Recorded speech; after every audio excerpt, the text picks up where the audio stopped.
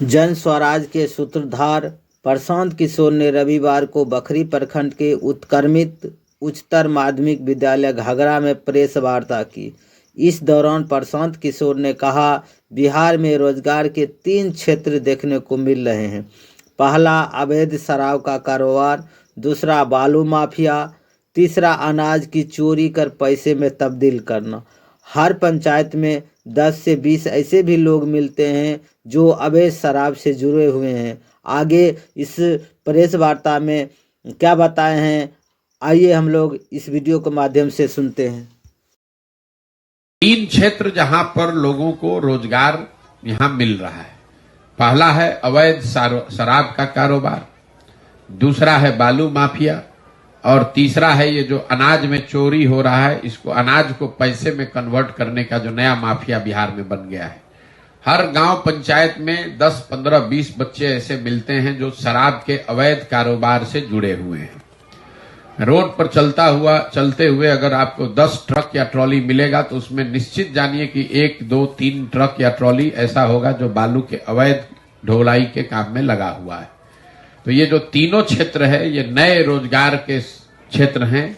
शराब, अवैध शराब का कारोबार, बालू की अवैध जो काम हो रहा है वो, और जो अनाज में चोरी हो रही है, अनाज को चोरी करके पैसे में कन्वर्ट करना और फिर उसी अनाज को वापस डिस्ट्रीब्यूशन में डालना। हर जिले में एक ये नया अनाज माफिया पैदा हो गया है जिसकी चर्चा अभी बहुत नहीं हो रही है, लेकिन जमीन पर इसकी बात सुगबुगाहट बहुत बड़े स्तर पर है। एक जिले में जो अनाज को पैसे में कन्वर्ट कर रहे हैं, ये करोड़ों में लोग डील कर रहे हैं। ये 3 क्षेत्र है जहां नए लड़के यहां रोजगार पा रहे हैं। 2 क्षेत्र जहां सुधार दिखा वो है सड़क और बिजली। सड़क निश्चित तौर पर बिहार में उसमें सुधार हुआ है। नेशनल हाईवे, स्टेट हाईवे में तो निश्चित तौर पर सुधार है, लेकिन ग्रामीण सड़कों की स्थिति कमोवेश वही है जो आज से कभी लालू जी के जमाने में होती थी।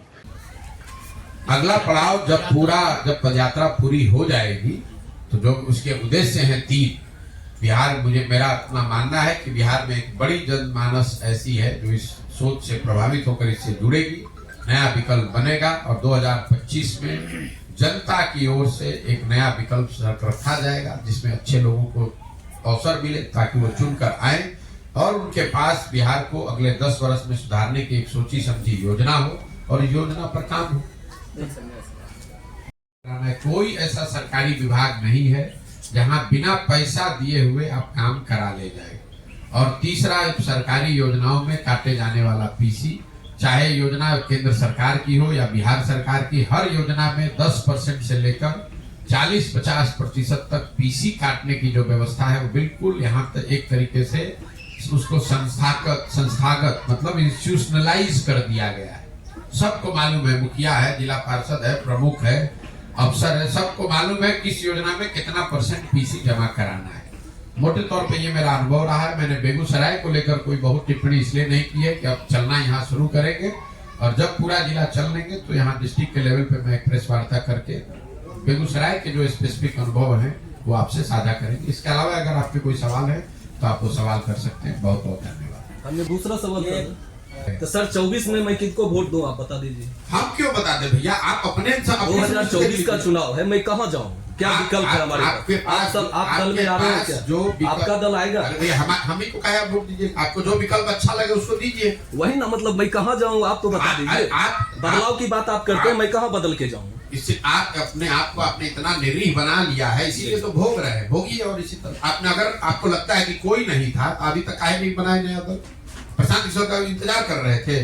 प्रशांत किशोर तक चल रहे हैं, रोड पे गिर के मर जाएंगे तो आप अपना जिंदगी नहीं जिंदा रहिएगा। चलिए ठीक है सर, अंतिम सवाल, ये लास्ट सवाल है कि आप अपना दल बनाएंगे या किन्हीं के साथ जाएंगे? फालतू का बात, मतलब सवाल सवाल क्या है जी? आप सवाल अपना लिख कर लाए हैं घर से? नहीं बिल्कुल जो हमने 40 मिनट बोला, देख लीजिए, मैं कुछ भी नहीं हूँ। लिख के लाना मतलब दिमाग में, हाँ दिमाग में कंसेप्ट है, मैं अपनी बात जो बोल रहे हैं उसको आपने सुना ही नहीं। हमने कहा कि पूरा बिहार चल के जनता की मदद से नया दल बनाएंगे और 2025 में जनता के सामने वो विकल्प रहे, ये बात बताई। उसको आपने सुना ही नहीं या सुनकर सुना हमारा करके? फिर वही आप कीजिएगा, किसके साथ गठबंधन कीजिएगा? हमारे मन में कुछ सवाल है, उसका जवाब तो आप देंगे। हमारे मन का सवाल है तो जो आप अपना दल बनाएंगे या कहीं जाएंगे या कुछ भी नहीं करेंगे या फिर जनता दोनों ही नहीं करेंगे, क्योंकि आप सुन ही नहीं रहे। ये सर, ये मैंने कहा कि कोई दल हम अपना नहीं बनाएंगे, जनता यहाँ मिल के दल बस यही जवाब है सर, हो गया। दूसरा बात, जब दल अभी बना ही नहीं है तो गठबंधन का सवाल कहाँ है? तीसरी बात, अगर बिहार की जनता मिलकर दल बना रही है तो गठबंधन काहे करेगी? इसी गठबंधन से मुक्ति के लिए तो इतना प्रयास कर रहे हैं।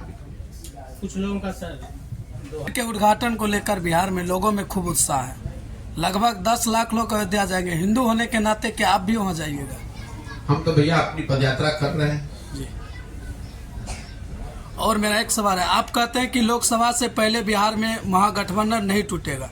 चर्चा है कि पीएम मोदी के होने वाले बिहार दौरे पे नीतीश से सब सेट हो जाएगा।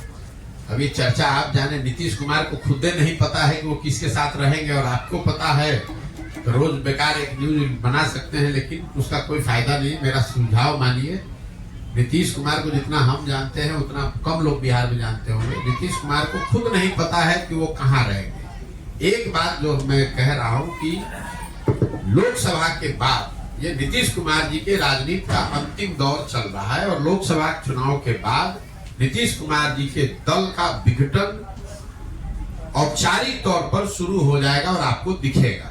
इतना मैं जानता हूँ। चाहे वो भाजपा में जाए, महागठबंधन में रहे, अकेले रहे, छोड़ दें, अब ये अंतिम दौर है, इसके आगे चलने वाला नहीं। इतना आप निश्चित जान लीजिए। दूसरा, मैंने ये कहा कि वो महागठबंधन में लड़ेंगे, उनको 5 सीट भी नहीं आएगा। जदयू को 5 सीट भी नहीं आएगा, ये लिखकर आपको दे देते हैं। अगर आ जाए तो हमको आकर आप बता दीजिएगा, हमसे सवाल पूछ लीजिएगा। बिहार विधानसभा में महिलाओं के ऊपर नीतीश कुमार के द्वारा टिप्पणी किया गया था, किस रूप में देखते हैं आप? किसी रूप में नहीं देखते हैं। वो नीतीश कुमार की उम्र हो गई है, और इस तरह के अलूल जलूल बयान देते रहना नीतीश कुमार की अब एक तरह से आदत भी बन गई है, और उनकी आप कह लीजिए कि जो उनकी मनोस्थिति है उसको दर्शाती है। जब आप सामाजिक राजनीतिक तौर पर घिर जाए, आपको घबराहट हो, उम्र का असर हो जाए, तो इसी तरह का अलूल जलूल आप बोलिएगा, खुद भी शर्मिंदा होइएगा और पूरे बिहार के लोगों के लिए भी शर्मिंदगी का कारण बनिएगा। प्रधानमंत्री के द्वारा कहा गया था पूरे विश्व में नाक कटवा दिया गया। मुख्यमंत्री के ऊपर नरेंद्र मोदी के द्वारा एक बयान दिया गया था, मुख्यमंत्री नीतीश कुमार को लेके उनके द्वारा बोला गया था कि पूरा विश्व में नाक कटवा दिया गया। अब उस पर हम क्या बोले? बयान दिया नीतीश कुमार ने, टिप्पणी की प्रधानमंत्री ने, तो हम क्या बोले? वो बिहार के नागरिक होने के नाते आप हम सब ये सहमत हैं कि जो बयान था वो शर्मनाक था, वो नहीं देना चाहिए था। और अगर बिहार के मुख्यमंत्री इस तरह का बयान सदन में खड़ा होकर दे रहे हैं तो जग हंसाई होगी ही, हम सबको शर्मिंदगी होगी कि हम लोग के मुख्यमंत्री, हम लोग के नेता इस तरह की बात कर रहे हैं।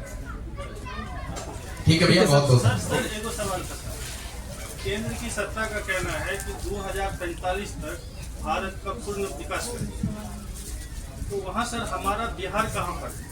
मेरे भाई, जब आप 5 वर्ष की बात नहीं करके 25 वर्ष की बात करने लगे तो समझिए कि कहीं ना कहीं गड़बड़ है। संविधान बनाने वाले लोगों ने, इस देश को बनाने वाले लोगों ने, या लोकतंत्र की जो बुनियाद है पूरे देश, पूरे दुनिया में, खाली बिहार में नहीं, उसमें 4-5 वर्ष की एक अवधि रखी गई है। उसमें 25 वर्ष के चुनाव की बात नहीं कही गई। उसमें बात सुन लीजिए।